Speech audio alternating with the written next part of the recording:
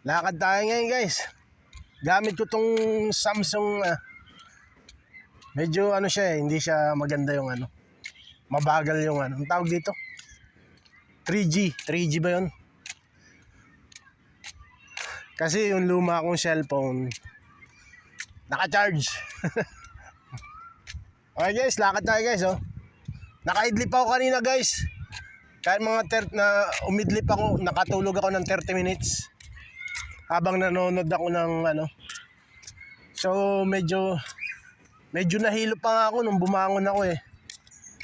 So kahit na mababaw ang tulog sa gabi, tas umidlip ako sa kanina, kahit 30 minutes na idlip lang okay na. Nakabawi-bawi.